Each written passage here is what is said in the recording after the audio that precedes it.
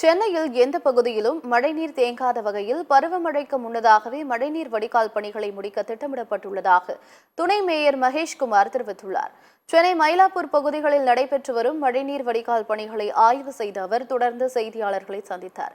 அப்போது பேசிய அவர் இதுவரை 1000 கிலோமீட்டர் தொலைவிற்கு புதிதாக மழைநீர் வடிகால்கள் அமைக்கப்பட்டுள்ளதாகவும் பள்ளம் தோண்டப்பட்டுள்ள இடங்களில் தடுப்புகள் அமைக்க உத்தரவிடப்பட்டுள்ளதாகவும் குறிப்பிட்டார். அனைத்து பகுதிகளிலும் பருவமழையை எதிர்கொள்ள முன்னெச்சரிக்கை நடவடிக்கை எடுக்கப்பட்டு வருவதாக சென்னை பெருநகராட்சி துணை மேயர் மகேஷ்குமார் கூறினார். எல்லா பகுதிகளும் நம்ம முன்னெச்சரிக்கை நடவடிக்கை இது வரைக்கும் இல்லை.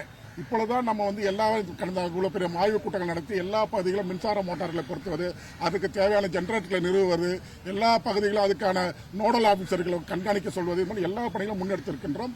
எதுவாக இருந்தாலும் அதை சமாளிப்பதற்கு நீங்க பாருங்கன்னா ஒரே நாள் நம்ம மீட்டெடுத்திருக்கிறோம்.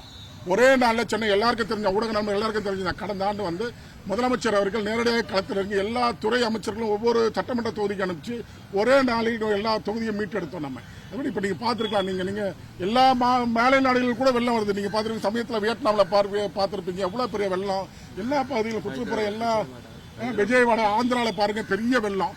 வயநாட்டில் எல்லா பகுதியிலும் இயற்கை சீற்றங்கள் தான் அதிகமாக இருக்கு. ஆனால் எந்த அளவுக்கு வந்தாலும் நம்ம சென்னை மாநகராட்சியை காப்பாற்றுறதுக்கு அரசு முழு ஒத்துழைப்போட செயல்பட இருக்கின்றது.